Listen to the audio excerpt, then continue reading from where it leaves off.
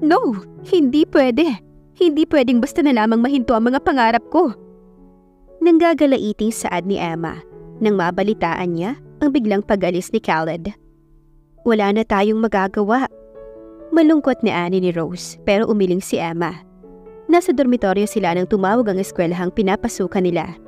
Sumagi sa isip ni Emma na puntahan ng personal si Khaled para makausap ito. Nagbabaka sakali siya na baka maawa ito sa kanya. Dahil 3 taon na itong sumusuporta sa kanya, ay alam na ni Emma kung saan nakatira si Khaled. Lakas loob siyang nagtungo sa bahay nito kinahapunan. Hinarang pa nga siya ng mga gwardya nang sinubukan niyang pumasok. Pasensya na iha, ngunit masyadong pribado ang bahay ni Mr. Zamora, kaya't hindi kita maaaring pagbigyan. Saad ng gwardya. Hindi po, kailangan ko pong makausap si Sir Khaled. Maawa po kayo. Kilala naman niya po ako eh. Nagmamakaawang saad ni Emma. Sige at itatawag ko. Ng isang gwardya. Kinuha nito ang telepono na nakasabit sa hideout nila. Sandali siyang tumawag. Hindi marinig ang pinag-uusapan nila hanggang sa namatay ang linya. Naglakad yung gwardya at pinagbuksan ito. Pasok na, aniya pa. Nagmamadali si Emma nang makapasok. Humahango siya ng tuluyang marating ang napakalaking bahay. Sinalubong siya ng isang matandang lalaki. May maliit na salamin sa kanang mata. May bigoteng puti habang naka-uniforme ng pula na long sleeve. Para bang royal family ang pinagsisilbahan kung susumahin. Binibini, inaantay ka na sa loob ni Sir Khaled. Saad pa nito. Sumunod ka sa akin. Tumalima ito tsaka nanguna. Sumunod si Emma.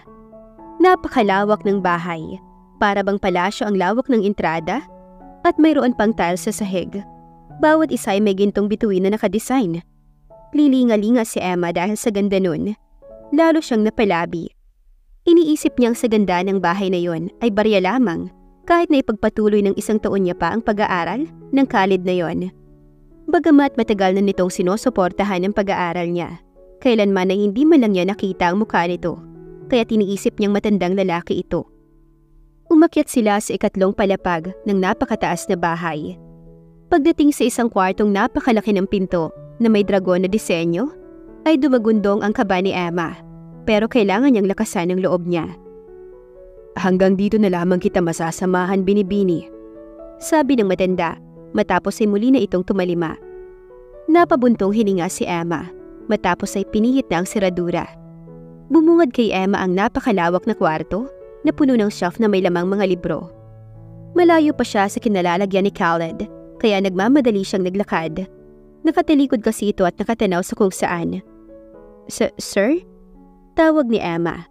Nang humarap si Khaled, ay ganoon na lamang ang gulat niya nang masilayan ang gwapong mukha ng lalaki. Iba sa kanyang inaasahan. What do you want? Umugong ang malaking tinig ni Khaled sa kabuuan ng kwarto. Napasinghap si Emma sa kaba. Parang umurong ang dila niya. Kung wala kang sasabihin ay makakaalis ka na. Saad ni Khaled tsaka akmang tatalikod na. Sandali sir. Ani Emma. Wala sa ulirat nang bigla siyang lumuhod at yumuko sa sahig. Maawa po kayo.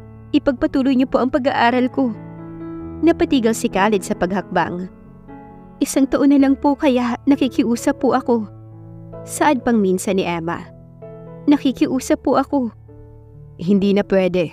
Paalis na ako sa bansa. Umuwi ka na. Saad pa ni Khaled.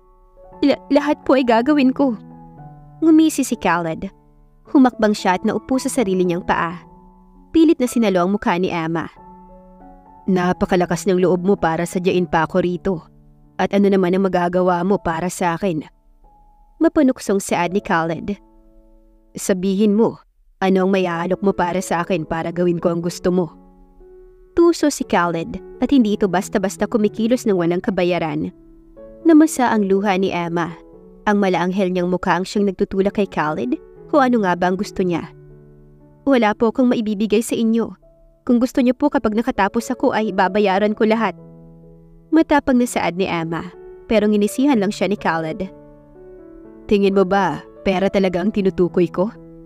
Napasinghap si Emma. Alam na niya kaagad kung ano ang nais ni Khaled. Ipangako niyong ibibigay niyong huling taon ng pag-aaral ko. Gagawin ko kung ano man ang nais niyo. May iyak na saad ni Emma. You have my word. Ani Khaled, saka binitawan ang mukha ni Emma.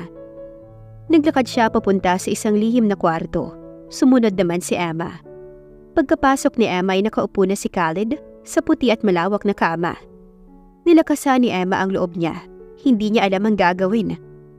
What now? Saad ni Khaled. Pinakawala ni Emma ang kanyang kaba, tsaka isa-isang binuksan ang butones ng kanyang damit habang nakatingin lamang si Khaled sa kanya. Para bang walang epekto kahit pa makita ng lalaki ang kanyang buong katawan. Tumayo si Khaled at hinila ang kamay ni Emma. Amoy na amoy ang natural na bango ng dalaga. Hihinga-hinga si Emma. Siguruhin mong may mapapala ako sa gagawin nating to. Saad ni Khaled. Ganun na lamang kabilis na ibagsak ni Khaled si Emma sa kama. Walang pagdadalawang isip na inangkin ang birhen na dalaga. Nagulat pa nga si Khaled nang mahirapan siya na makapasok kay Emma. Pero mahirap nang pigilan dahil para siyang biglang nauhaw sa laman. Marahang tumutulo ang luha ni Emma habang paulit-ulit siyang inaangkin ni Khaled. Para din sa akin to. Yun ang paulit-ulit na isinisiksik niya sa kanyang isipan. Dahil sa ilang beses na pamamagitan sa kanila ni Khaled, ay mabilis na nawala ng malay si Emma. Nagbihis si Khaled, ngunit ang kanyang mata ay hindi inalis sa malanghel na mukha ni Emma. Yumuko si Khaled at hinaplos ang pisngi ni Emma. We will meet soon. Sana sa muli nating pagkikita ay may maipagmamalaki ka na. Nasabi ni Khaled tsaka lumabas. Ngayong araw na rin kasi ang lipad niya. Diring-diri si Emma sa kanyang sarili matapos ang gabing yon. Tinawagan siyang muli ng eskwelahan para ibalita na itinuloy ni Khaled ang pag-i-sponsor sa kanya. Takang-taka pa nga ang kaibigan niyang si Anne sa kanya, pero hindi na niya binanggit ang nakaraan niya. Tumaas pa nga ang allowance niya, kaya kahit papaano'y nabibigyan niya si Anne. Ngunit sadyang may mga lihim na hindi kayang itago ng panghabang buhay. Pag-graduate na sila noon, nang mapansin ni Anne ang bilog ng tiyan ni Emma. What is that? Kanino ang batang yan? Ani Anne. Hindi makasagot si Emma dahil nahihiya siya. Nahihiya siya na kailangan niyang ibenta ang kanyang katawan para lamang makapagtapos ng pag-aaral. Come on, tell me Emma. Ani Anne, pero panay pag-iyak lamang ang nagawa ni Emma. Hindi ko maaaring sabihin ni Anne. Hagulhol na saad ni Emma. Hindi niya rin naman kayang ipalaglag ang anak niya, kaya mas minabuti niyang itago na lamang iyon. Saktong graduation nila ang araw ng panganganak niya, kaya't hindi sila naka-attend ni Anne. Magkasama silang tumulak sa ospital. Hindi pinabayaan ni Anne si Emma na nagsilbi na ring kapatid niya. Hanggang sa makalipas ang 5 taon, isa ng business owner ang dalawa at tumata yung dalawang ina ni Khaled. Gusto mo bang sumama? Isama mo si Tyrone? Tanong ni Anne kay Emma. Alam mo namang busy yun, baka hindi din makasama. Sagot ni Emma. Ngayon kasi ang dating ng nobyo ni Anne na magmumula sa Pakistan. Ang nobyo naman ni Emma ay busy din sa business nito. Tsaka walang mag-aalaga kay Khaled. Ayoko namang isa ng alang ang kaligtasan ng anak ko para sa gimmick. Bahagyang hinampas ni Anne ang balikat ng kaibigan. Gimmick? Birthday ni Garex yun. At alam mo naman na matagal ka na niyang nais makilala personally. Bumuntong hininga si Emma.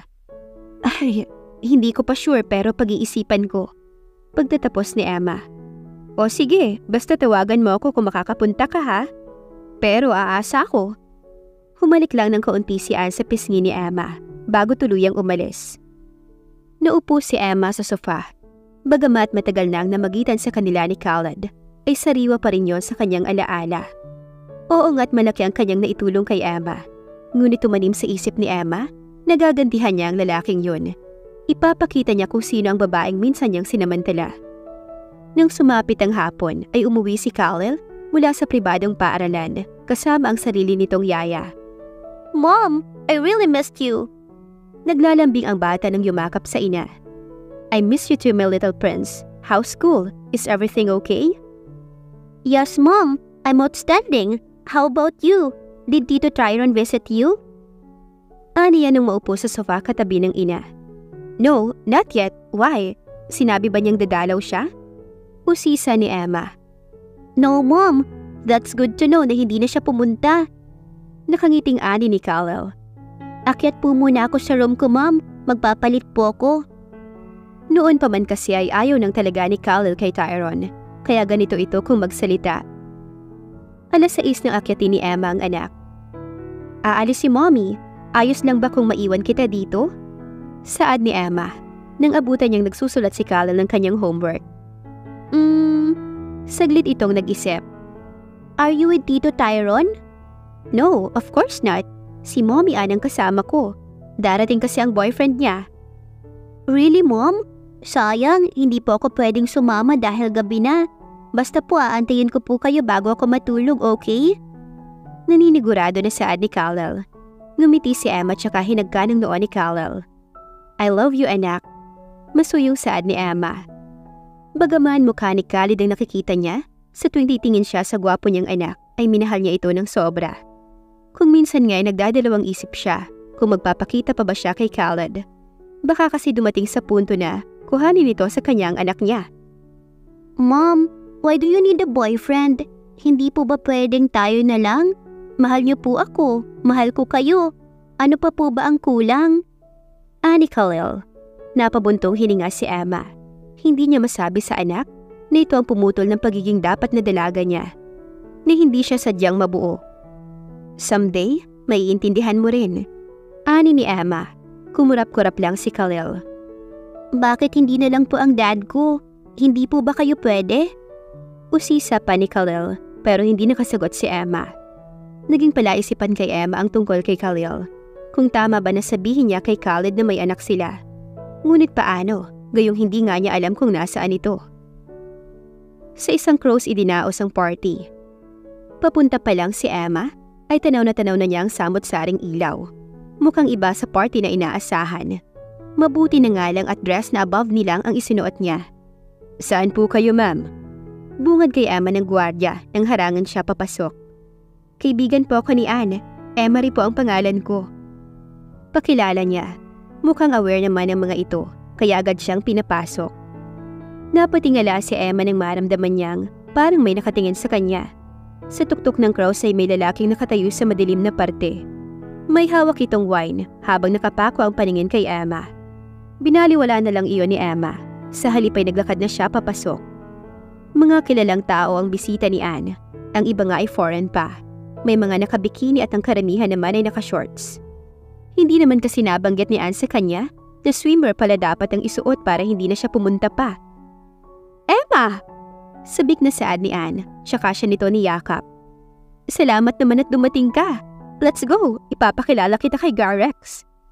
Ani Anne, tsaka hinawakan ng kamay ni Emma. Anne, sandali lang ako ha. Hahanapin ako ng inaanak mo. Saad ni Emma, pero hindi naman sumagot ang kaibigan. Umakyat sila sa hagdan at may panibagong party na naman doon. Iilan lang ang tao at mukhang VIP guest lang ang welcome doon. Napatingin si Emma sa unahan ng cruise, kung saan niya nakita kanina yung lalaki, at tulad kanina'y naroon na naman iyon. Nakapako kay Emma ang paningin ng lalaki. Mabuti na nga lang at humarang sa harapan niya si Anne para agawin ang atensyon niya, kasama ang nobyo nitong Pakistan. Emma's point of view. Hi, my name is Emery. Saad ko nang tanggapin ko ang kamay ng nobyo ni Anne. Maiwan ko muna kayo, para naman magkaroon kayo ng time na makapagkwentuhan. Saad ni Anne. Aayaw pa sana ako dahil hindi ko pa naman kilala ang boyfriend niya, pero iniwan niya na kami. I would like you to meet my friend. Ani Garex. Ha? Pinangunahan ako ng hiya dahil bakit naman niya ako ipapakilala sa kaibigan niya? Hindi na siguro. Saad ko, pero tinawanan niya lang ako. It's unfair. Na-meet ko ang kaibigan ni Anne, siguro naman ay hindi kalabisan kung gagawin ko din yun. Saad pa ni Garex. Bagaman bumbayan ang mukha nito, ay mukhang na-try naman ang gusto ni Anne ang kanyang nobyo. Nakakapagtagalog kahit na nga lang balubaduktot. Wala akong nagawa kundi sumama. Naglakad kami sa unahan ng cruise, kung saan naroon ang lalaki na kanina pa sa akin nakatingin. Khalid, come on! Tawag ni Garex sa sinasabi niyang kaibigan na siyang ikinagulat ko. Hindi naman siya yun, di ba? Baka magkapangalan lang sila.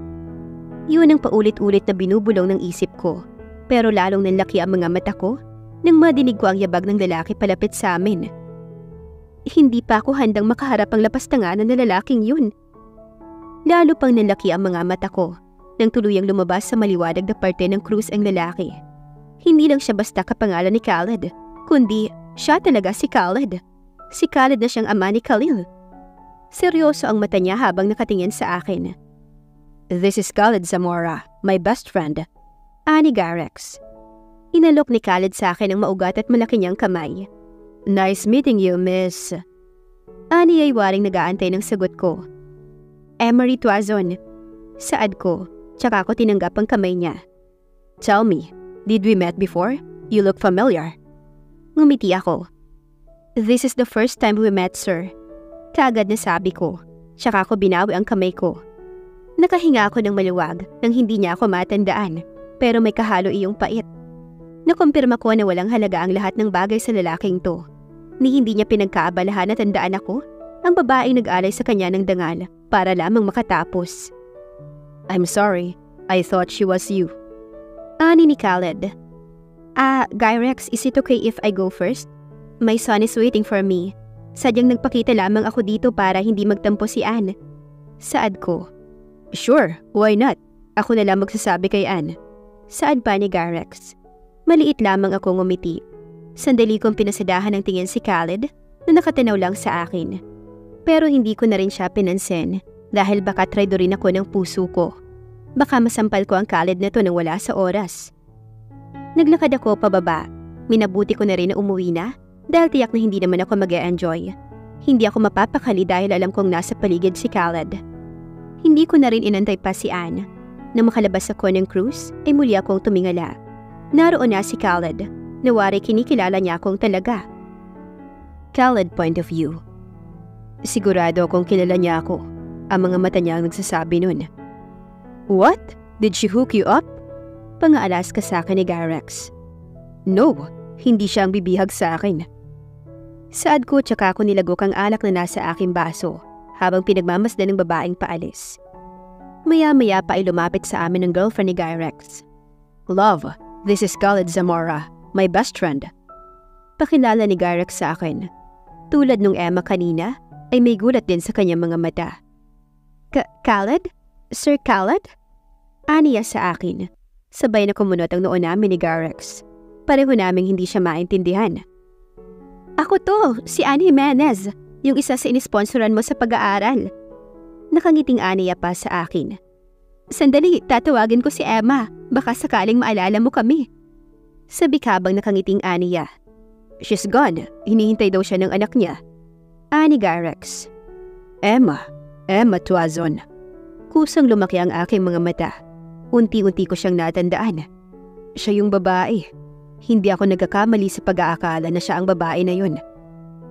"Natatandaan mo na kami?" Nakangiting Saad pa rin nung nagpakilala ni Anne. So, may narating na ba kayo?" Simpleng saad ko. Hindi ko pinakita ang totoong interes ko. "We are business owners. Nakatapos kami ng business management." Aniya. "Ikakasal ka na kay Gyrex. I'm sure may asawa na rin yung isa. Tama ba?" Ngumiwi siya. "Alam kong wala ako sa posisyon pero karapatan niyo naman po sigurong malaman, lalo na't malaki ang naging ambag niyo sa buhay namin.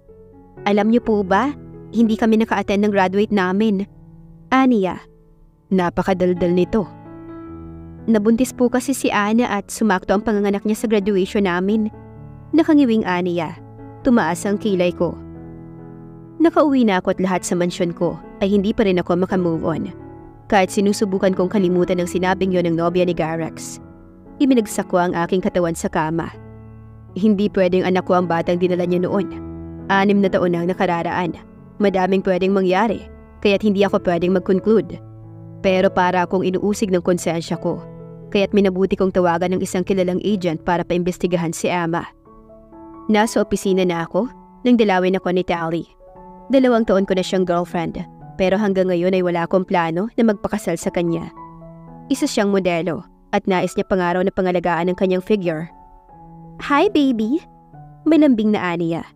Ibinaba ko ang salamin ko na nasa aking mata, tsaka siya sinalubong ng yakap. Kumandong siya sa hita ko. "I missed you so much." Aniya. Niyakap ko siya ng mahigpit, pero mabilis din akong napabitaw. Nang mukha ni Emma ang sumagi sa aking isipan. What's wrong? Takang ani ni Tali, pero umiling lamang ako. Nothing. Saad ko tsaka ko alanganin ng umiti. Nagiya si Tali na kumain sa labas, kaya hindi ko naman pinagkait yon sa kanya. Minsan lang kasi siya magkaroon ng time kaya sinamantala ko na. Okay na ba yung order mo? Tanong ko. Lumabi siya. Sobra na nga to eh. Alam mo, pinapataba mo siguro kung talaga. Alam mo naman na minsan lang tayong magkasama. Kahit kaunti lang ang kainin natin, basta't kasama kita, ayos na yun. Aniya. Kikiligan na sana ako nang mapatingin ako sa pagbukas ng pintuan. Pumasok yung Emma, kasama ang taong pinakakinaiinisan ko, si Tyrone Avila. Mayabang na anak ni Troy Avila. Siguro yun ang kasintahan niya. O baka ito ang ama ng bata na sinasabi ng nobya ni Guy Rex. Bakit kasi ang tagal dumating ng resulta ng investigasyon eh? Khaled? Hello? Kuha ng atensyon sa akin ni Tali. Ha? Napapahiyang saad ko. Kanina pa ako nagsasalita dito. Saan ka ba nakatingin? Aniya pa tsaka tumingin sa tinitignan ko. Kilala mo sila? Aniya pa kaya't mabilis akong umiling. Hindi Na-curious lang ako. Hindi kasi bagay yung babae sa boyfriend niya. Katuwiran ko. Napatawa si Tali. Kaya kahit paano ay nakahinga ako ng maluwag. Panay ka talaga kalokohan? Aniya. Hindi yun kalokohan. Pangit naman talaga yung babae. Saad ko pa. Kung pangit, bakit mo napansin? Maya-maya ay nakalabing ani ni Tali. Ano ka ba? Para ka namang bata eh. That is not an issue. Huwag na natin silang pag-usapan dahil ang mahalaga ay magkasama tayo, di ba? Malambing na saad ko, tsaka ko hinaplos ang pisngi niya. Ngumiti siya sa kahinawakan ng kamay ko. Napakaswerte ko talaga, Khaled. Huwag mo akong iiwan, ha? Saad niya nang hawakan niya ang kamay ko na nasa pisngi niya. Hindi ako sumagot. Sa halip ay ngumiti dahil alam naman niya kung anong isasagot ko. Maya-maya pa'y nagpaalam ako na gagamit ng CR. Ayoko din namang mag-antay sa akin si Tali, kaya nagmadali din ako. Hustong paglabas ko ay pagsulpot naman ni Emma. Nagkabanggaan kami. Napaatras siya at ininda ang sakit sa gilid ng balikat niya. Kinain ako ng guilt. Pakiramdam ko ay napakarami kong kasalanan sa kanya. I'm sorry. Kaagad na saad ko. Tsaka lang siya nag-angat ng paningin. Nagulat siya at mukhang hindi inaasahan na makikita niya ako.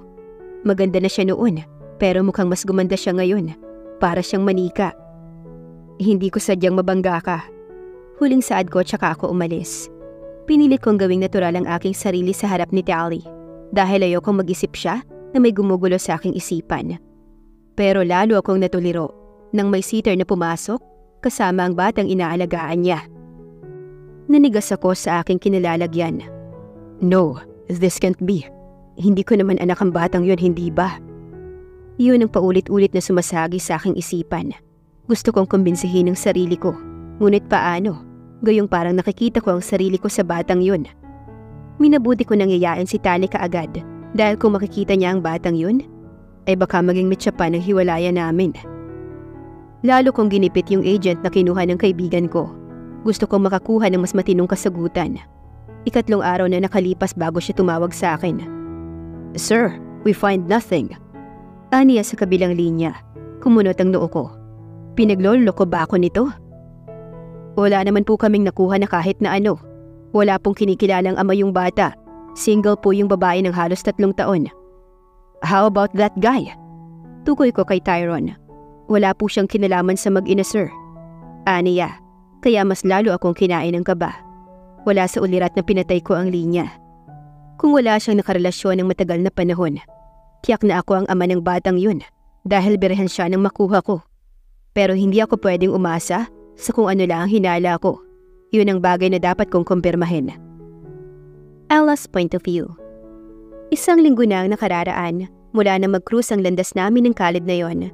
Natatakot ako na baka pumasok ang maliit na ideya sa isip niya. Ma'am, nandyan po si Mr. Zamora. Hinahanap po kayo. Saad ng sekretary ko. Ano? Kumunot ang noo ko.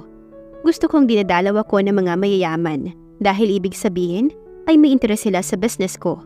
Ngunit labas doon ang Khaled na yon. Nasa conference po siya. Interesado daw po siya sa business niyo. Saad pa niya sa akin. Business ko? Bakit? Ano naman ang kailangan niya sa constructions item? Naiinis na saad ko. Bagamat ayaw ko siyang makita, ay kailangan ko siyang harapin. Dahil baka siraan niya ang kabuhayan ng anak niya. Anak ko pala. Pumunta ako sa conference room. Walang pakeme-keme na naupo ako. Magandang umaga, Mr. Zamora. Ngiting saad ko. Pinunood niya lang ako. We met weeks ago but I didn't expect na magiging curious ka sa business ko. Nakangiting saad ko. I'm not interested with you and your business. Sabihin na nating wala sa kahit sino. Maliban na lamang sa batang nakita ko sa restaurant nung nakaraang araw. Diretsahang saad niya. Talagang malaki ang naging epekto nun sa akin. Para bang gusto kong tumakbo. Para akong baliw na ewan. Natutuliro ako pero kailangan kong kumalma. Hindi ko inaalok ang batang nakita mo sa kung kanino. Kaya kung hindi tungkol sa negosyong pinunta mo dito ay makakaalis ka na. Matapang na saad ko sa kanya, tsaka ako tumayo. Akmang lalakad na ako nang hawakan niya ang pulsuhan ko para pigilan ako. Sagutin mo ako ng maayos. Hindi ba't ikaw ang emang nagmakaawa sa akin noon? Giit niya. Gusto ko siyang sampalin sa galit. Sino siya para ipaalala sa akin ang mga bagay na pilit kong nililimot? Bitiwan mo ako. Ipapakulong kita. Harassment yung ginagawa mo. Harassment? Ikaw ang may kagustuhan ng lahat kaya wag mo akong pagbintangan ng ganyan. Iisa lang ang tinatanong ko. Oo o hindi lang dapat mong isagot. Aniya. Hindi. Wala kang anak sa akin. Nabuntis ako noon dahil kinailangan ko ng pinansyal. Total na ibenta ko naman na ang katawan ko sa'yo. Kaya't walang masama kung ibebenta ko ulit yon, hindi ba? Huwag mo akong lokohin. Anya pa pero nagpumiglas ako. Mukhang takot din siyang masaktan ako kaya't binitawan niya ako. Ganoon na lamang kalakas ang sampal na binungad ko sa kanya. Huwag ka nang magpapakita sa akin dahil hindi ako magdadalawang isip na ipakulong ka. Padarag ko siyang tinalikuran. Pagdating ko sa opisina ko ay nasaluko ang aking dibdib. Ang kaba ko ay abot-abot. Iniisip ko kung paano ko natagalan na makasama ang lalaking yun. Ma'am, umalis na po si Mr. Zamora. Ibinigay ko po ang numero niyo, ma'am. Anya pa na ikinangiwi ko naman. Hindi ko maaaring sabihin sa kanyang ugnayan namin ni Khaled, kaya kahit papaano ay tumango ako. Lumabas si Chasey, pero hustong pagsara ng pinto ay nagring ang cellphone ko. This is Emery Tuazon speaking. Bungad ko sa linya. Kilala kita. Hindi mo na kailangan magpakilala pa. Babalik ako, at sa pagbalik kong yun, sisiguraduhin kong hindi ka na makakadenay sa akin. Mabigat ang tinig na Aniya. Siya kanya ako pinatayan ng cellphone. Maimpluwensya si Khaled, kaya alam kong hindi siya nagbibiro sa sinasabi niya at labis ko yung kinakatakot. Naituon ko ang cellphone ko sa aking dibdib. Napakabilis ng takbo niyon. Napasinghap ako nang pumasok si Tyron. Dala ang bouquet ng bulaklak para sa akin. Nakangiti siya pero puno ng pag-aalala ang mukha niya. What happened? Aniya, tsaka inilapag ang bulaklak sa mesa. Nothing. Ngiting saad ko tsaka umiling. Bakit ka nandito? Saad ko. I heard Zamora is here. Napakurap ako. Magkakilala sila? Oo, for business matters lang naman, huwag kang mag-aalala. Ngiting saad ko. I know, wala naman akong dapat ipag-alala. Alam niyang akin ka kaya hindi ka niya gagalawin. Kumpiyansadong Aniya na hindi ko naman maintindihan. Ha? Napapahiyang saad ko. Pumwesto siya sa likod ko tsaka siya yumakap sa akin. Magkakilala kami ni Khaled. Nagulat ako sa binulong niya sa aking tenga. Sabihin na lang natin na matalik kaming magkaibigan. Aniya pa pero parang may hindi ako tamang nararamdaman. Kaya wag na wag kang lalapit sa kanya. Dahil kung minsan, ang matalik mong kaibigan ang mismong tutuka sa'yo na parang ahas. Hindi ko alam kung paranoid lang ba ako o ano. Pero talagang may nasisense akong hindi maganda sa mga sinasabi ni Tyron. Huwag kang mag-alala, hindi niya ako makukuha. Saad ko, ngumiti siya. Bumalik siya sa dati niyang sigla. Nag-iba ang aura niya at hindi na mukhang nakakatakot. Kinamusta niya kami ni Khalil dahil ilang araw din kaming hindi nagkita. Until now, hindi pa rin ako okay sa anak mo. Ano ba ang gusto niya? Naglalambing na saad ni Tyron. Wala naman. Alam mo namang overprotective yung anak ko na yun eh. Intindihin mo na lang. Sad ko. Lumabi siya. How about Jared? Natapos na ba ang deal nyo? Aniya tungkol sa kumpanyang pinagkakautangan ko. Binigyan niya naman ako ng palugit. Bakit ba kasi ayaw mong tanggapin ang alok ko sa'yo? Gusto ko lang naman na mabawasan ang mga iniisip mo. Tulad niyan, iimbitahan kita sa isang opening party para hindi ka na mahiya dahil tiyak na nandun ang bakla na yon. Ngumiti lang ako. Alam ko namang nag-aalala ka lang sa akin, pero 2 milyon ang utang ko at hindi ko maaaring tanggapin ng ganun kalaking tulong. Ayokong isipin ng parents mo na inaabuso kita. Paliwanag ko. Okay, as you said. Aniya. Maya-maya lang ay nagpaalam na rin siya dahil may aasikasuhin pa raw siya. Naging tahimik naman ang araw ko ng mga sumunod na buwan, pero hindi ko alam na may bago na naman pakulo si Khaled. Pupungas-pungas pa ako sa hagdan habang pababa. Pupunta sana ako sa kusina nang mamataan ko si Khaled na nasa sala, dala ang 2 bouquet ng bulaklak. Nagsulubong ang kilay ko tsaka ako nag-cross arms. Anong ginagawa mo rito? Saad ko. Paano ka nakapasok? Nagdala ako ng bouquet. Nakakausap pala ng maayos kapag may bouquet ka na dala. Huwag kang mag-isip ng kahit ano dahil gusto ko lang makausap ka. Umalis ka na. Wala kang mapapala sa akin. Saad ko, tsaka akmang lalagpasan siya nang hawakan niya ang braso ko. Kaya kong gawin ng bagay na hindi mo aakalain, kaya wag mo akong baliwalain. Oras na nagalit ako'y walang magagawa yung Tyrone mo na yan, kaya ngayon pa lang, makisama ka na. Bulong niya habang madilim ang kanyang mata. Ano? Bitiwan mo nga ako? Ang lakas ng loob mo para hawak-hawakan ako sa sarili kong pamamahay. Gusto mo bang ipadampot kita sa mga gwardya ko? Nangahamon na saad ko. Go on, call them. Mabuti nga kung may lumapit sa'yo eh. Ngumisi siya. Sabihin mo na lang kung anak ko nga bang talaga ang batang yun. At bakit? Anong binabalak mo kung malaman mo nga ang totoo? Giit ko. Humahalakak siya hanggang sa umugong ang matinis na boses ni Khalil mula sa 2nd floor. Let's go, my mom! Malakas sa sigaw niya. Sabay kaming napatingin ni Khaled sa anak namin. Nakatayo ito sa hagdan, nakayapak habang nakapantulog.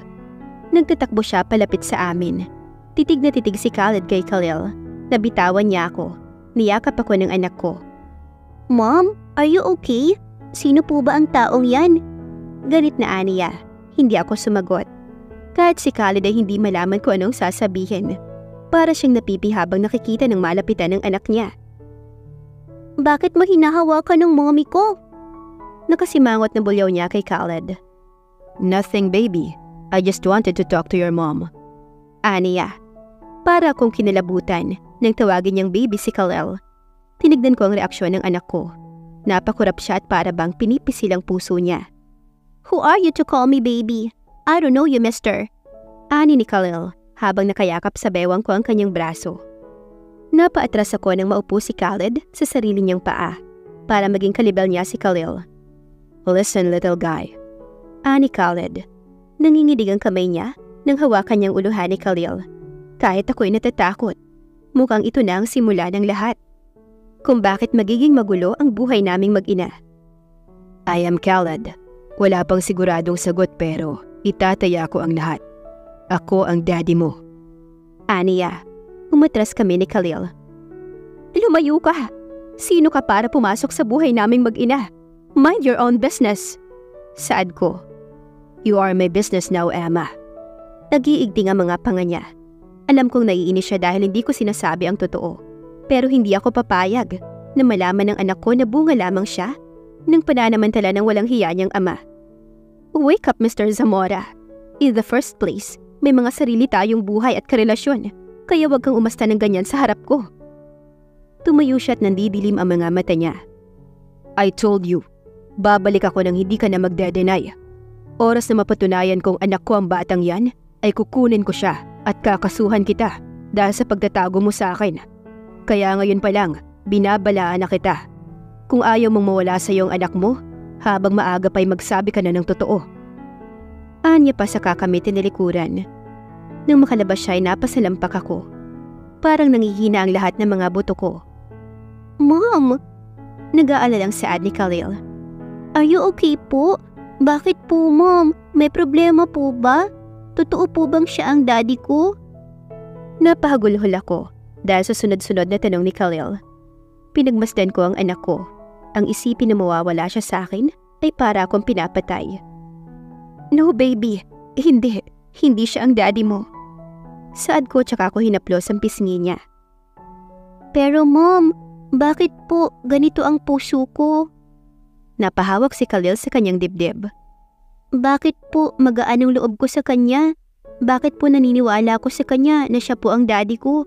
Nasaan po ba talaga ang daddy ko? Maluluha ng saad niya habang ako at Hetoy umaagos na ang mga luha.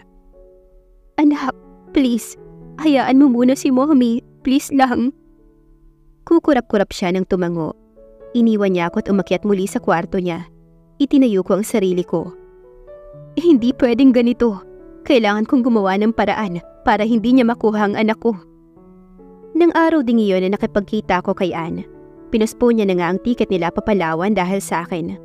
Pumunta ako sa shop ni Garex. Anne, aalis ako. Pupunta kami ng Amerika ni Khalil. Ha? Bakit? Ano na naman bang problema? Ani Anne. Anne, nakita na kami ng daddy ni Khalil. He wanted to get my son. Hindi yun maaari. Saad ko. Hindi ko inilintana ang paglapit ni Garex, dala ang coffee na order namin. Sino ba ang daddy ni Khalil? Ani Anne. Si Khaled. Saad ko. Nasalo ni Anne ang kanyang bibig. Alam kong hindi niya inaasahan, kaya't kinuwento ko sa kanya kung paano kong isinangla ang sarili ko para lamang makatapos ako. O sabihin na nating dahil kasama ko siya sa malaking allowance na binibigay ni Khaled noon. Oh my God! Is that true? Aniya. Kung si Khaled ang ama ng anak mo, kahit saan ka pumunta, ay tiyak na hindi mo siya kayang takasan. Saad ni Garex. Sabay kaming tumingin sa kanya nang maupo siya sa isang bakanteng upuan kaharap namin ni Anne. Hindi basta-basta si Khaled. Isa siyang mafia. Kaya kung ako sa'yo, ay susunod na lang ako sa kung anong gusto niya. Mafia? Nauutal na saad ko. Tumango naman si Garex nang hampasin naman siya ni Anne sa balikat. Timang ka ba? Gusto mong hayaan ng kaibigan ko?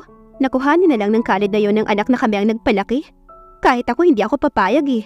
Sperm lang naman ang ambag niya kaya tumahimik siya. Ani ni Anne matapos ay bumaling sa akin. Ano ba ang plano mo? Gusto kong lumabas ng bansa. Kung magpatulong ka kaya kay Tyron. Maya-maya ay saad ni Anne. Napangiwi ako. Ang sabi ni Tyron ay matalik silang magkaibigan ni Khaled. Sagot ko naman. Nasalo na naman ni Anne ang bibig niya.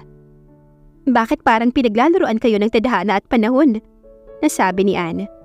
Kahit ako'y napapaisip din kung bakit nakakonekta ang lahat ng tao nakakilala ni Khaled sa buhay ko. Tulad na lamang ni Garex at Tyron.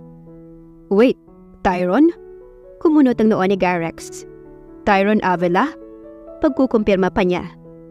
Oo. Inosente namang sagot ni Anne. Tumikim si Garex. Mas maigi kung hindi mo babagitin kay Tyron ang bagay na to. Sinasabi ko na sa'yo, susugal ka sa kamatayan. Oras na malaman niyang anak ni Khaled si Khalil. Manahimik ka na lang.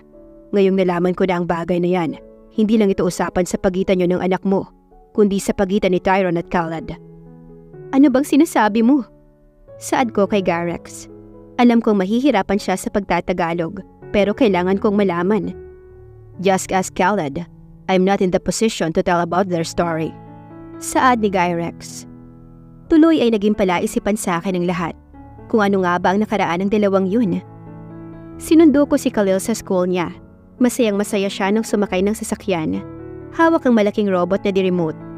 Anak, how's school? Tanong ko. Good mom, marami po akong nakuhang award. Tapos po may parent meeting kanina. Bibo na Aniya. Ha? Bakit hindi mo ako tinawagan? Anong sabi ng teacher mo? Mom, okay na po. Pinuntahan po ako ni Mr. Zamora. Tuwang-tuwa nga po lahat ng teacher ko eh. Kasi mayaman daw po ang daddy ko. Gwapo pa.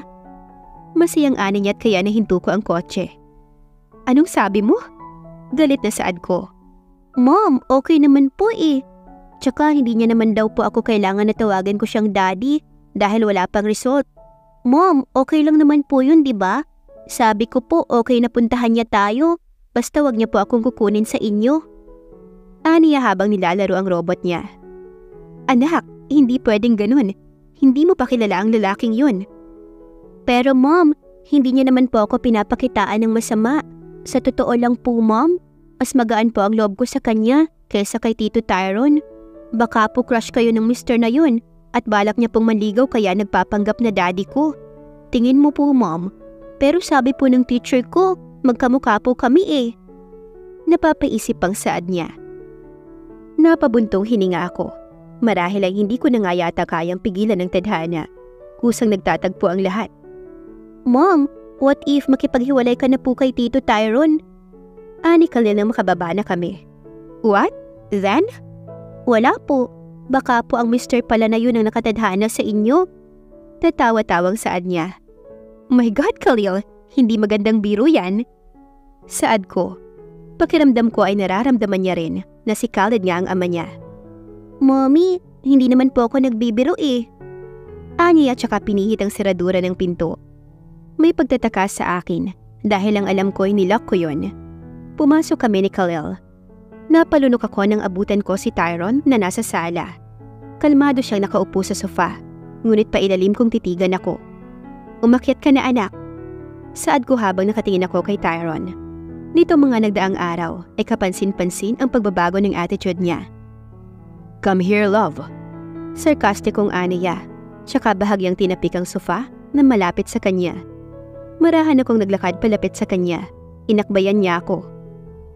Are you talking with someone without any consent from me? Bulong niya sa gilid ng tenga ko. Nanigas ako sa kinauupuan ko. Sino yon? Aniya, napalunok ako. Wala akong balak na sabihin pero humiyaw siya. Sabing sino eh? Napatulon ako sa aking kinauupuan. Naipit ko ang aking labi. Alam kong nasasaktan si Tyron, kaya siya ganito sa akin. Sinong mister ang sinasabi ng anak mo? Pinagtataksilan mo ba ako? Hinuwa kanya ang balikat ko. Kaya kong ibigay ang lahat sa'yo. Kaya sino? Sino ang pangahas na nagtatangkang agawin ka sa akin? Ganoon ba siya katapang? Sino siya? Galit na aniya nang biglang bumukas ang pinto. It's me. Sabay kaming napalingon sa baritonong tinig na yon mula sa pinto. Naglalakad si Khalid habang nakasuksok sa kanyang bulsa ang magkabilaan niyang kamay. May problema ba? Nakangisi pa ito habang tumatama ang natural na hangin sa kanyang muka. Ang ilang hibla ng kanyang buhok ay sumasayaw. Tumayo si Tyron. Oo, Zamora. Malaki. Nanggagalaiting sa adi Tyron. Hinuwa kanya ang braso ko at pinilit tumayo sa kanyang tabi. Hindi niya alintana kahit nasasaktan ako. Sa akin si Emma at hindi ako papayag na basta-basta mo na lang siyang makuha sa akin. Nanggagalaiting saad pa ni Tyron na para bang naging isang mabangis siyang leon. Wala akong kukunin sa'yo na pag-aari mo. Sabihin mo nga sa akin, bakit ka ba pumasok sa buhay ng mag-ina na yan? Hindi ako maniniwala kung sasabihin mong tadhana. Dahil sa taong gaya natin, walang halaga ang tadhana. Ang bawat salita na binibitawan ni Khalid ay parang tumitibo sa aking isipan, kaya wala akong naiintindihan. Alam kong gustong-gusto mo akong sirain, kaya ka nandito ngayon. Ngumisi si Khalid. Oras na hindi ka tumigil ay makikita mo. Ani Tyron, huwag kang lumapit sa amin kung ayaw mong sumabog ang bungo mo. Babala pa ni Tyron, pero napatingin ako sa mga pulang maliliit na ilaw na ngayon ay nakatutok na sa ulo ni Tyron. Tumingin ako sa likod kung saan nakatayo ang anak ko kasama ang 3 lalaki na nakabalot ng itim. Nakagitna ang anak ko habang nakaluhod ang 3 lalaki at nakatutok kay Tyron ng laser ng baril nila. Ngayon, ako naman ang magbibigay ng babala sa'yo. Oras na hindi ka lumayo sa ina ng anak ko, ay sasabog ang bungo mo ora mismo. Seryoso at walang halong pagbibiro na saad ni Khalid. Nagulat at natakot ako na baka mas lalo akong sakta ni Tyron ngayong nalaman niyang anak ni Khalid si Khalil, pero hindi ko man lang siya mabakasan kahit kaunting gulat. Huwag kang magpatawa, Zamora. Lisanin mo ang buhay ni Emma. Giitatalata ang panggigigil na saad ni Tyron. Humalakhak si Khalid. Haha, bakit? Tingin mo ba susulpot na lang ako basta-basta nang wala man lang matibay na ebidensya? Hindi ako ikaw, Avila. Lumang tugtugin na ang mga galawan mo, kaya basa ko na ang lahat ng yan.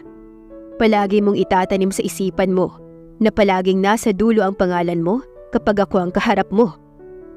Mula sa bulsa ni Khalid ay nilabas niya ang isang piraso ng papel. Hinagis niya yun sa harapan namin ni Tyrone.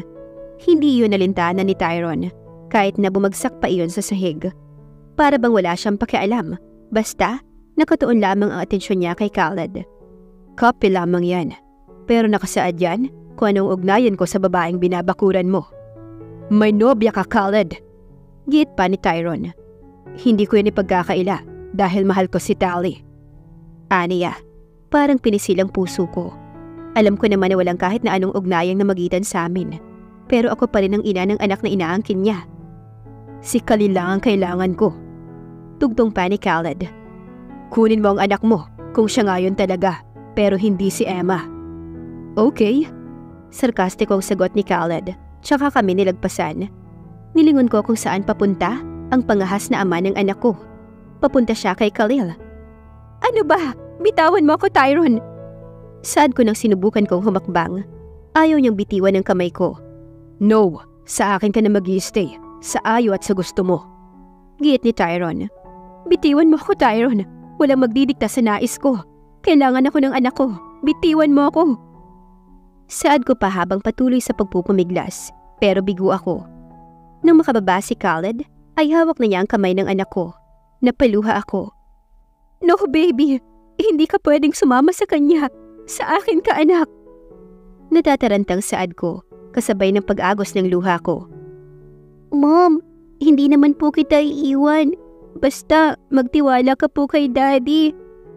May iyak na saad niya sa akin, pero umiling ako. Hindi, anak. Kay mommy ka lang. Hindi mo ako pwedeng iwan ng basta-basta. Please.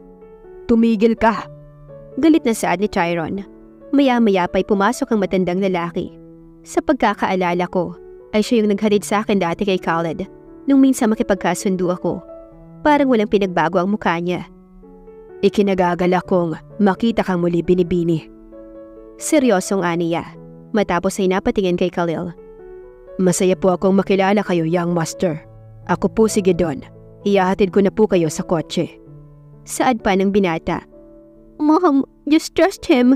Trust my dad, okay? Hindi kita iiwan, Mom. Umiiyak na aniya, tsaka tumingin kay Tyrone. You will pay for this, I promise. Aniya tsaka ako tinilikuran. Hindi ko alam kung anong ibig sabihin ng anak ko, pero magtitiwala pa rin ako. Did you see? Binaliwala ka na nila. Saad sa akin ni Tyrone. Wala kang magagawa kundi sumama na sa akin. Giit niya pa. No, let me go. We're done.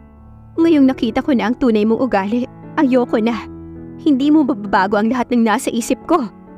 Sigaw ko, pero halos panggigilan niya ang braso ko. No. Hindi niya na ituloy ang sasabihin niya nang mapaluhod siya.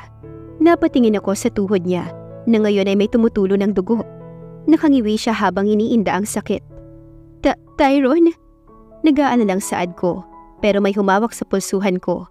Nang tumingin ako ay nandoon si Khaled. Inaantay ka na ng anak mo. Ani at saka napatingin kay Tyrone. Huwag kang mag-alala, halang ang bituka niyan. Hindi madaling mamamatay yan. Seryosong aniya. Hinawakan ng mahigpit ni Tyrone ang kamay ko. No, don't leave me.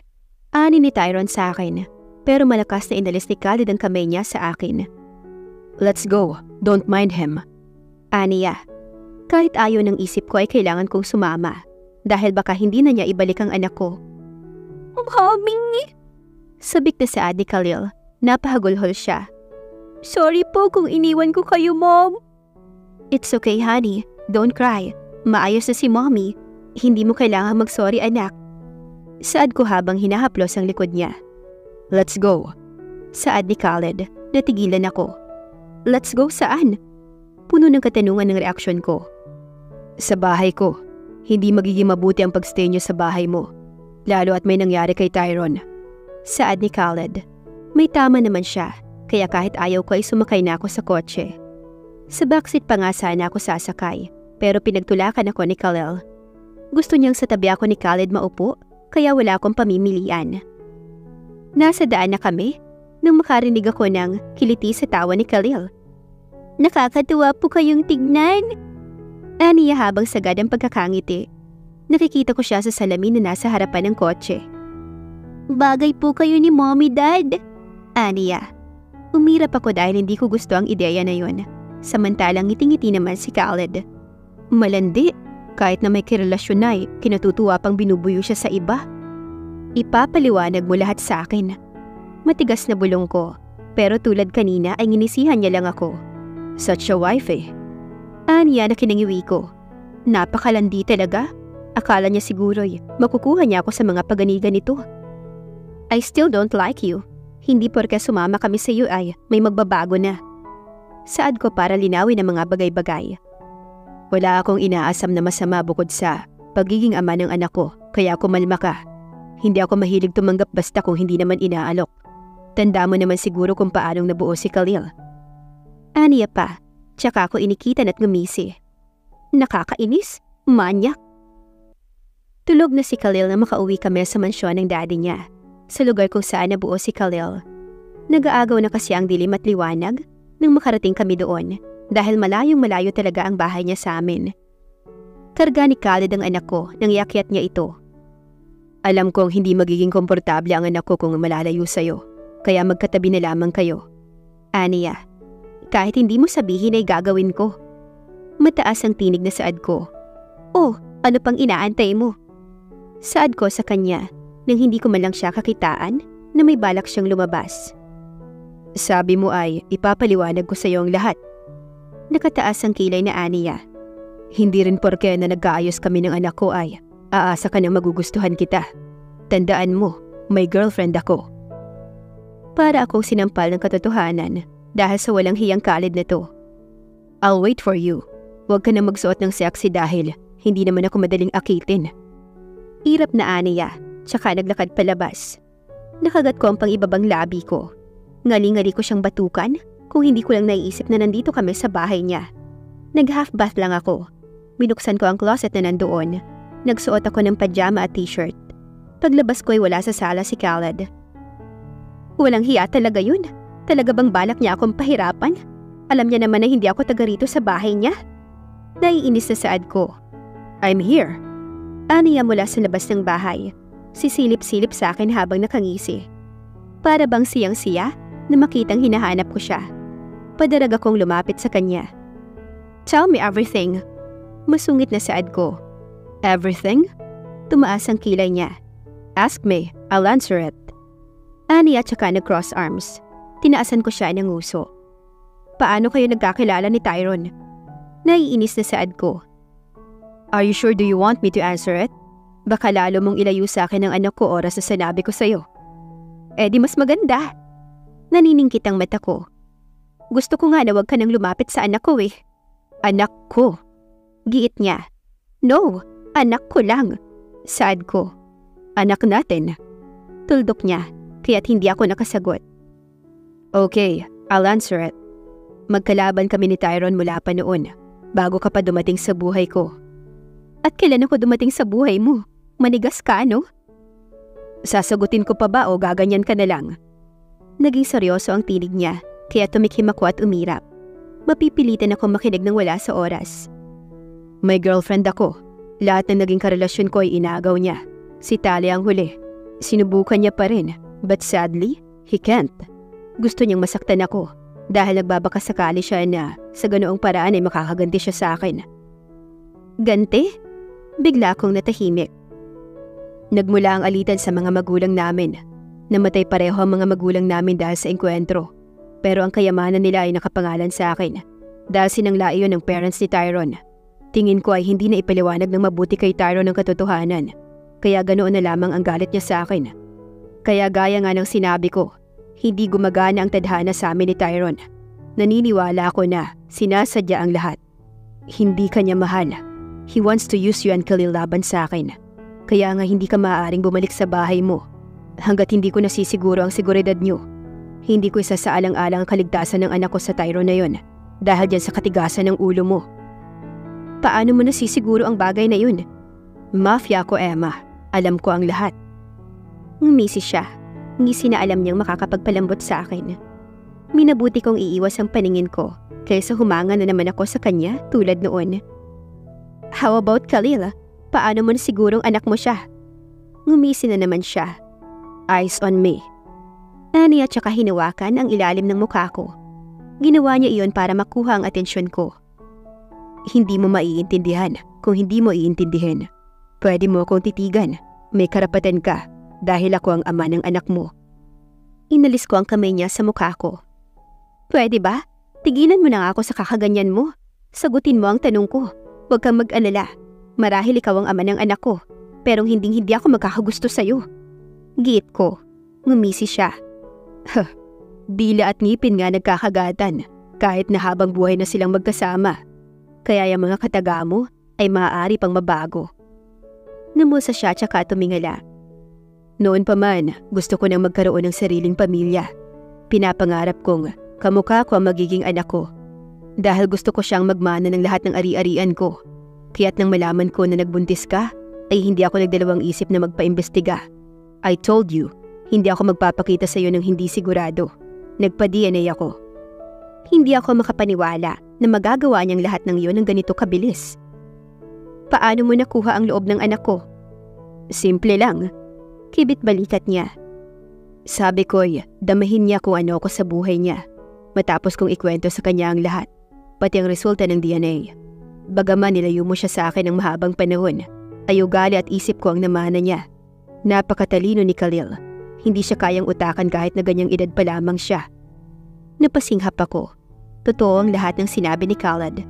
Binibisik lang ni Khalil ang pag-aaral niya.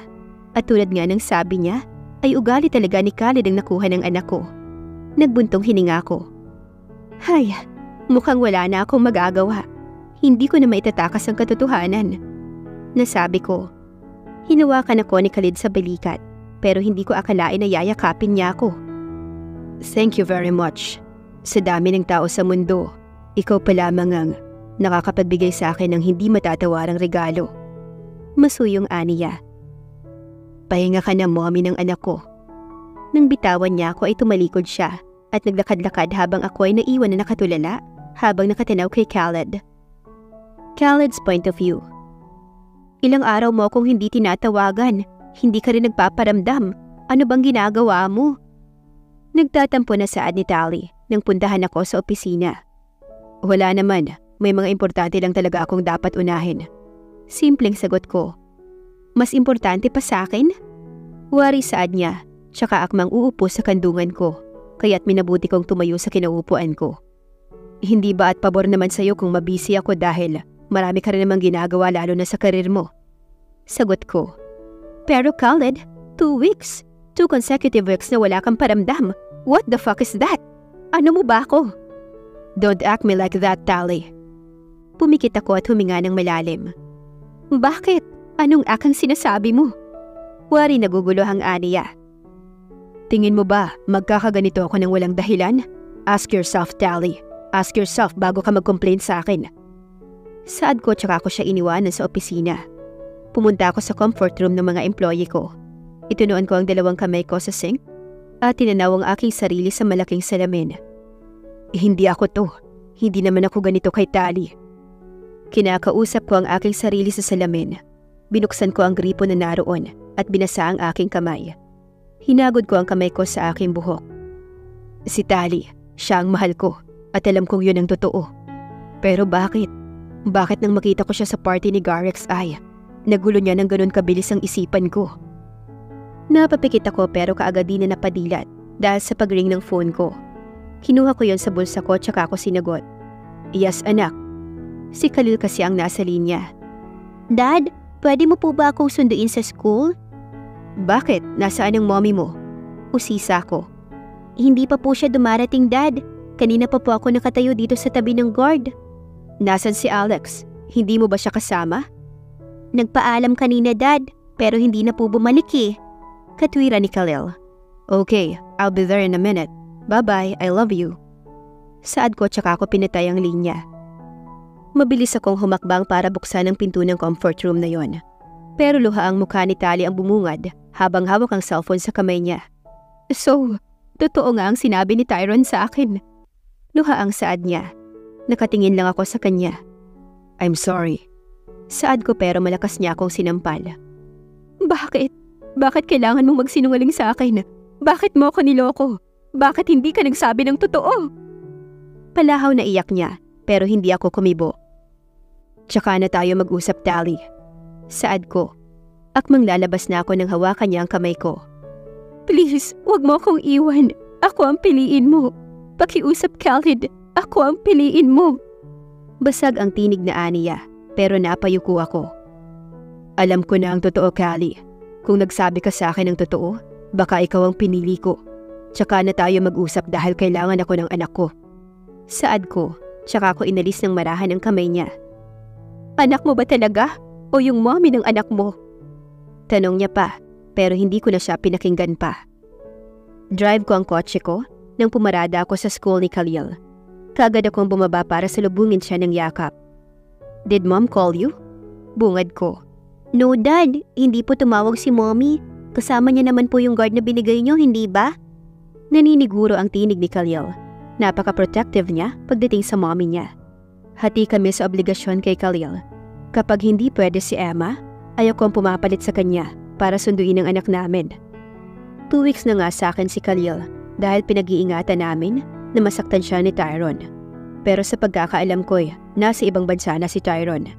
Masarap sanang pakinggan ang salitang namin kung kami talaga. Pero sa setup namin ni Emma ay awkward yun. Lalo't nagkasundo lang naman kami dahil kay Khalil. Dad, I'm talking to you po. Naglalambing na saad ni Khalil dahil sa pag-iisip ko ay napatulala pala ako. Ngumiti na lang ako. Puntahan na lang natin siya sa office. Suwestyon ko. Tumango naman si Khalil. Kumusta ang klase mo? Hindi ka ba nahirapan ngayong araw? Pag-iba ko sa topic. Para naman kahit paano ay hindi siya mag-alala sa mommy niya. Nope, Dad. Hinahanap ka po palagi ng teacher ko. Inosenteng aniya, kaya nilingon ko si Khalil. Bakit daw? Nakalabing saad ko. She wants to see you, Dad. Pero sabi ko naman po sa kanya, i-invite ko po siya sa kasal niyo ni mommy. Kaya po wala siyang dapat na ikaalala. Bibong saad ni Khalil na ikinahalakak ko. Hindi ko na pinagkaila sa kanya si Tally dahil ayoko magkaroon ng bad image ang daddy niya sa kanya. Ayokong kamulatan niya ang ganitong klase ng ama. Mas maiging itago ko na lang ang hindi naman niya dapat malaman. Nga po pala, Dad. Pwede po ba ako mag-request? Aniya. Nilingon ko siya sandali. Wala naman kasi mga sasakyan na dumaraan kaya panatag ako. What is it? Pwede po ba ako magdala ng bulaklak para kay mommy? Kukurap-kurap na aniya na halatang nagpapakyut. Bakit mo naman naisip ang bagay na yun, anak? First time po kasi nating pupuntahan si mommy, kaya bilhan po sana natin siya ng flowers, Dad. Please. Napatawa ko. Napaka-sweet mo. Hindi mo naman kailangan mag-please. Saad ko. Tulad ng hiling niya ay dumaan kami sa isang flower shop. Ito, Dad. Favorite ni mommy. Ani Khalil. Tsaka tinuro ang mga puting rosas. Shh ka lang, Dad, ah. Sa'yo ko lang po sinabi ang secret ni mommy. Ha? Bakit naman secret?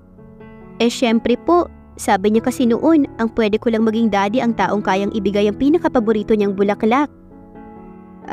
Ganun ba? Tatango-tangong saad ko.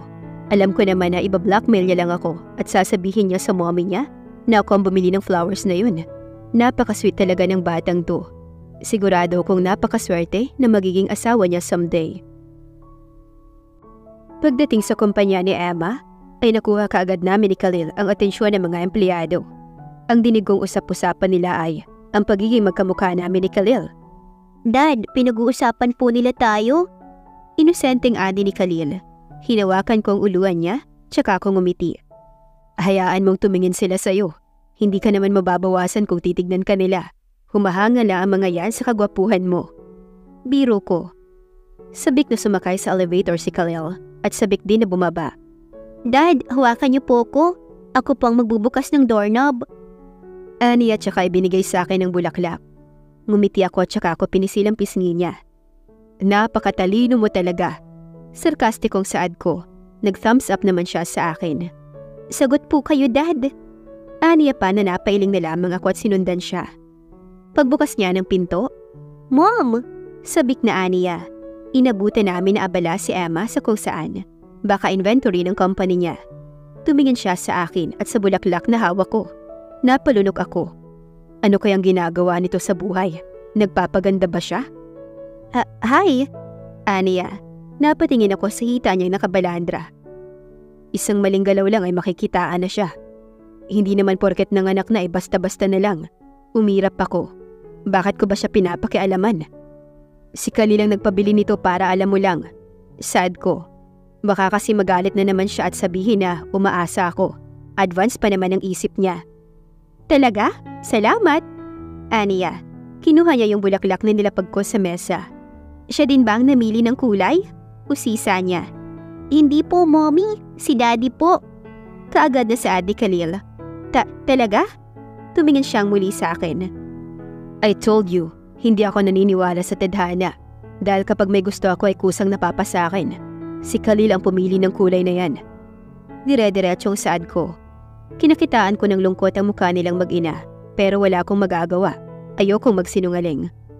Si Tyron, hindi ba siya nagkikipagbalikan sa'yo? Saad ko. Tsaka ako naupo sa bakanting sofa na naroon.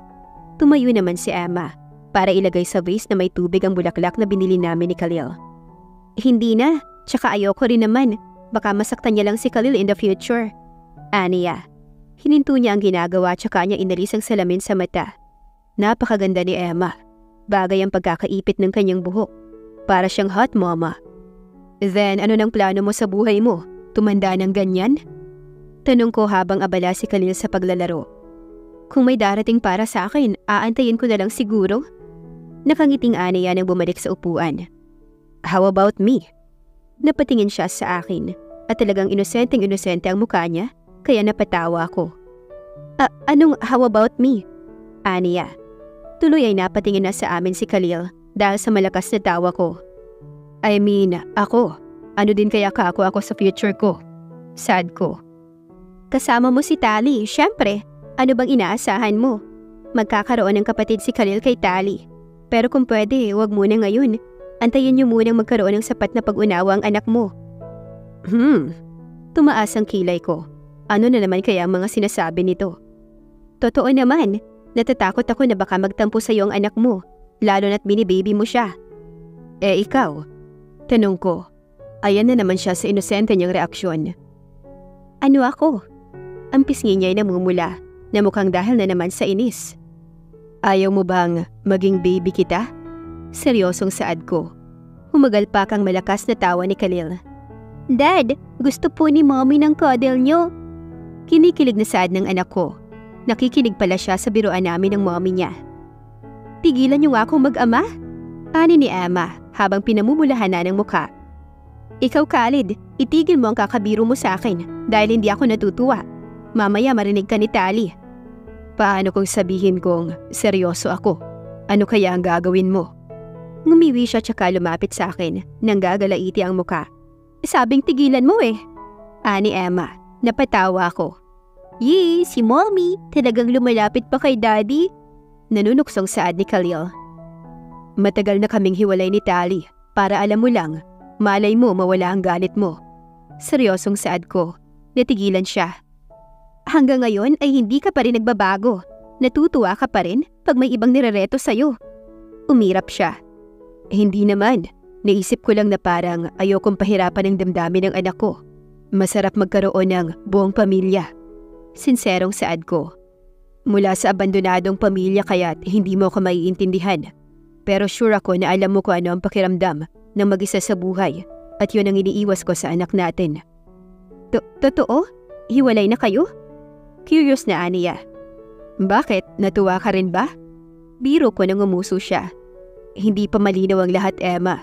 Pero kung sakali na matutuluyan ay gusto kong makalimot muna bago tayo maging okay. Kung papasukin ko man ang buhay mo ay gusto kong maayos na maayos ako. Sinserong saad ko. Abat, hindi mo man lang ako tinanong ano? Paano naman ang nararamdaman ko? Paano kung ayokong makasama ka? Nagtataray na Aniya. Alam kong hindi. Lakas loob na saad ko. Dahil hindi mo itatanong sa akin ang bagay na yan kung wala kang damdamin para sa akin. Dapat ay nirekta mong sinabi na ayaw mo kung makasama sa future mo, di ba? Ngumiti ako nang hindi siya makaimik. Nagkaroon ng pananamantala kaya nabuo si Khalil at yun ang iniiwasan ko. Ayaw kong samantalahin ang damdamin niya para lang magkaroon ng masayang pamilya si Khalil dahil hindi iyon matatawag na masaya. Tumayo ako at naglakad palapit sa kanya. Tama ka. Magkakaroon nga ng mga kapatid si Khalil, pero hindi si Tali ang ina. Abangan mo na lang kung sino. Sad ko tsaka hinagka ng noo niya.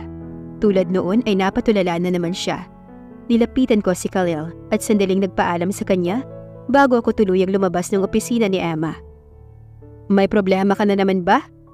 Tinatawanan ako ni Xavier. Tinignan ko siya ng masama. Ngayon ka lang ulit napadalaw dito ah.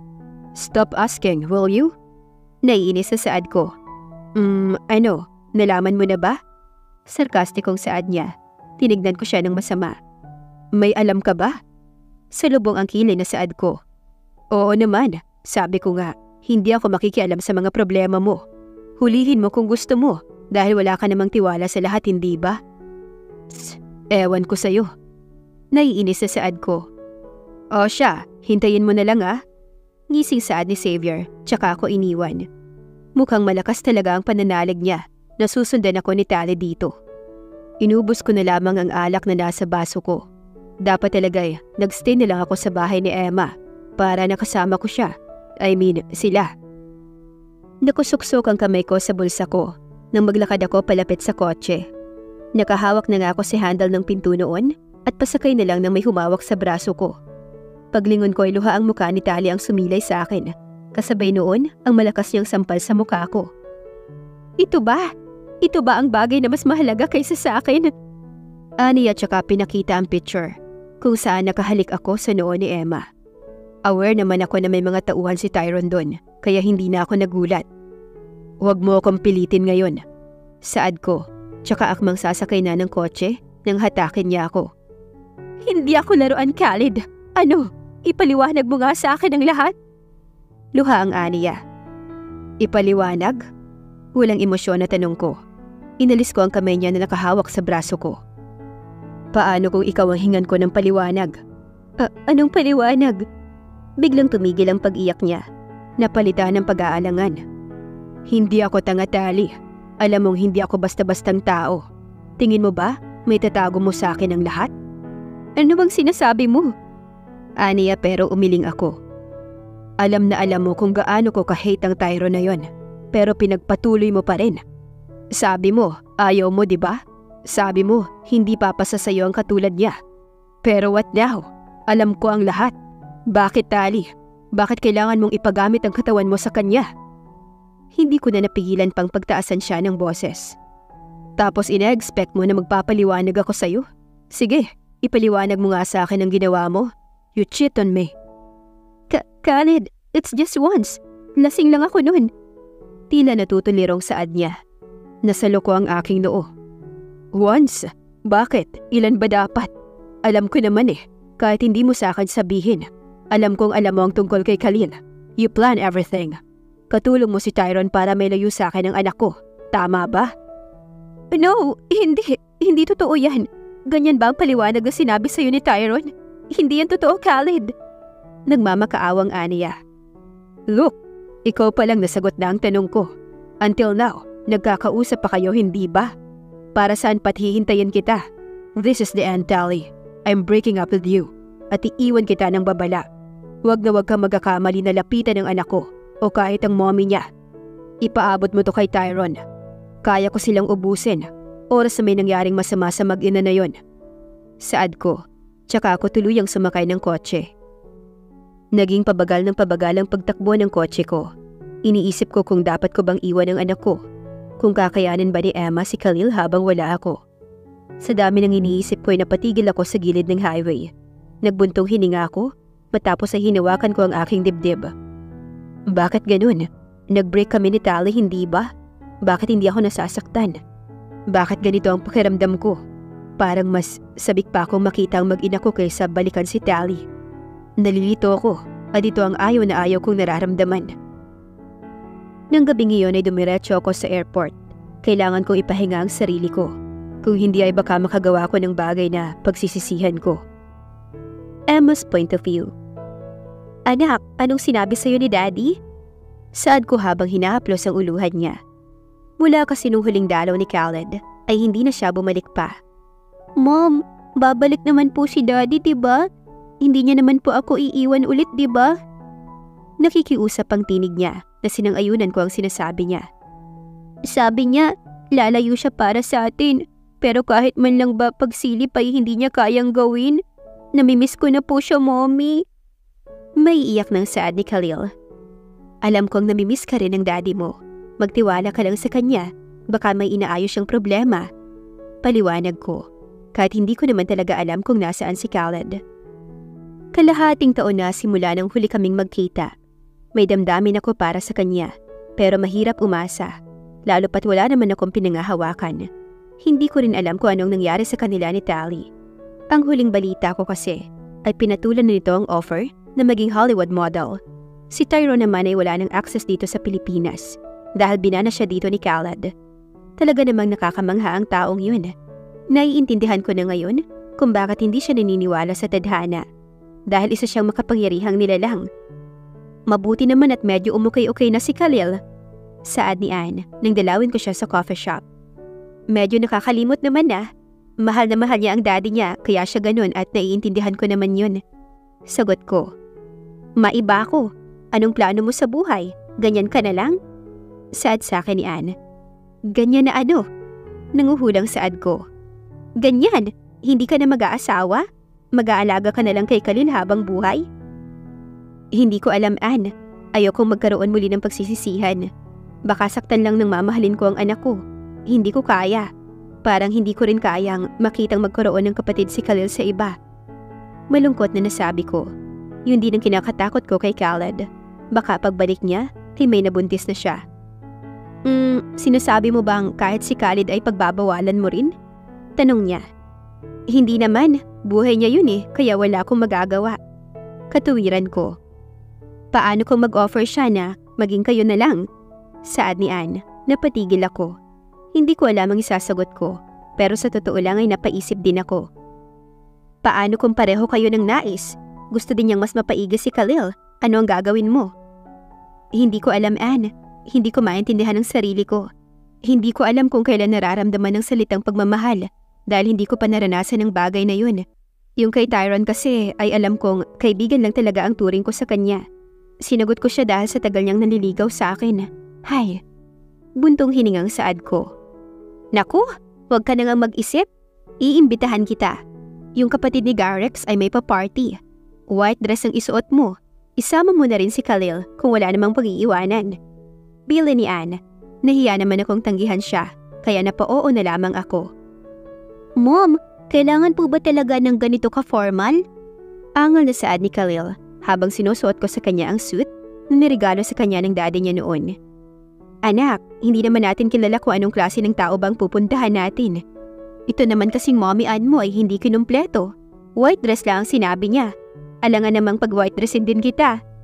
Nakangiwing saad ko. Mom, promise ko pa naman po kay daddy na susuotin ko lang to kapag kasama ko siya. Nakalabing sabi niya. Di magpalit ka? Saad ko. Nasa kwarto niya na kasi kami. Akmang bubuksan ko ang closet niya nang umangal na naman siya. Mom, suot ko na po Aniya, umikot ang mata ko. Oh, okay ka na ha? Si mommy naman na magpe-prepare. Saad ko. Tumango naman siya. Isa-isa kong tinignan ang susuotin ko, pero nauwi lang ako sa silk dress na long sleeve. Light na makeup lang sinuot ko at simpleng jewelries. Palabas na ako ng kwarto bago nagring ang phone ko. Si Ann ang nasa kabilang linya. Sinagot ko dahil baka may mahalaga pa siyang sasabihin. Yes? Bungad ko. Ipapasundo ko kayo dyan. Papunta na. Gumayak na kayo dahil ayaw na nag-aantay. Babala ni Ann. Napairap ako. Sana hindi niya na lang kami pinasundo, diba? Lumabas ako ng kwarto matapos maputol ang linya. Pinuntahan ko si Khalil at ready na rin siya, kaya naman bumaba na kami. Papunta pa lang ako sa sofa nang may mag-doorbell. Ha? Bakit hindi bumusina? Kailangan ba talagang doorbell pa? Ngiwing saad ko. Maiwan ka muna dito na ka. Sisilipin ko kung sino yun. Saad ko. Naglakad ako palapit sa pinto hanggang sa tuluyan ko iyong buksan. Bumungad sa akin ang napakagwapong lalaki. Nakasuot siya ng katulad ng kay Khalil. Nakangiti sa akin habang nasa bulsa ang kanyang kamay. Mas gumwapo siya. May kahabaan na ang buhok niya. Habang ang balbas at bigote naman niya ay halatang pinalinya niya. Ang kilay ay may ahit. How are you? Ngiting Aniya. Hindi ako makasagot. Nakatitig lang ako sa kanyang mga mata. What now? Wala man lang bang yakap? Biro niya. Mommy, sino po yung tao? Saad ni Khalil. Para talaga akong nakakita ng multo, kaya hindi ako makasagot. Sumilip si Khalil at ganoon na lamang ang tuwa sa kanyang mga mata nang makita niyang matagal na niyang inaasam na makita. Daddy! Malakas na sigaw niya, tsaka dinamba ng yakap ang daddy niya. Tignan mo, naunahan ka na tuloy. Tatawa-tawang saad ni Khalid. Dad, namiss ka namin ni Mommy. Nakalabing saad ni Khalil. Kasama ang mommy mo? Baka naman ikaw lang. Biro ni Khalid sa anak niya. Hindi po, Dad. Namiss ka rin po ni Mommy. Palagi niya po akong tinitignan tapos binubulong po niya na, kailan kaya uuwi ang daddy mo? Ganun po. Bibong saad ni Khalil. Tama na yan. Baka malate na tayo sa party. Saad ko. Tsaka akmang lalabas na nang hawakan ni Khalid ang palad ko. Hindi tayo pupunta dun. Aniya kaya tinignan ko siya. Wala nang party na magaganap dahil nandito na ako. Aniya pa. Ano naman? Ano ang connect? Nasabi ko sa isip ko. Obviously ako naman talaga ang bisita na sinasabi ni Anne. Kaya lang mukhang hindi ka pa talaga ready. Kaya liligawan muna kita. Nakangiting saad ni Khalid. Tsaka ako hinatak papasok sa bahay. Sandali naman. Kontra ko sa kanya. Sabay bawi ng aking kamay. Wala akong naiintindihan. Giit ko pa. Tumawa siya. Walang pasabi nang bigla na lang niya akong kinulong sa kanyang bisig. Hindi ka ba titigil sa kakatanong? Nalunukso niya akong tinignan. Hindi ba't sinabi ko na sa'yo? Mapang-akit niyang tinig habang nakatanaw sa akin at nakangiti. Magkakaroon ng kapatid si Khalil. Pero still, ikaw pa rin ang gusto kong maging ina na magiging kapatid ni Khalil. Ikaw ang pinipili ko kaysa sa buhay na inoffer sa akin. Wait, Khalid. Hindi naman ganun yun kadali eh. Ngiwing saad ko. Yee, si Mommy. Nagpapakipot pa. Natatawang ani ni Khalil. Di, padadaliin natin. Tatawa-tawang saad pa niya. You know what? Sa'yo dapat ako magpo-propose, pero ayoko naman mabigla ka. Kaya sige, I'll court you for lifetime. Liligawan kita kung sa ganong paraan ko kayo makukuha ng anak ko. Umahagakak na saad pa niya. Umiling ako kay Khalid dahil ayoko magsama kami nang dahil lang kay Khalil. Gusto na kita noon pa man at alam kong hindi maglalaon ay mahihinog ang pagkagusto ko tong sayo. Magiging pagmamahal ang pagkagusto kong to. Kaya please, let me love you. Hayaan mong kusa mo ding maramdaman yon. Masuyong Aniya. Talaga namang noon pa lang ay may damdamin na ako para kay Khalid. Kaya tulad ng sinabi niya, dahil sa matyaga niyang panunuyo sa aming mag-ina, ay mabilis din akong nahulog sa kanya. Makalipas ang 3 taon, ay nagdesisyon na rin kaming magpakasal. Si Khalil ang pinakamasaya sa lahat ng mga oras na yon dahil yon ang pangarap niya, ang mabuo ang sinasabi niyang pamilya. Mom, Dad, maraming salamat po sa lahat ng sakripisyo niyo para sa akin. Aniya. Katabi niya kasi kami ngayon sa higaan niya. Nalalapit na rin kasi ang pagpunta ni Khalil sa Amerika para doon magpatuloy ng pag-aaral. Nakayakap kami ni Khalid sa kanya dahil matagal-tagal siyang mawawala sa tabi namin. Salamat po dahil may matatawag na po akong pamilya dahil sa inyo. Malambing na Aniya.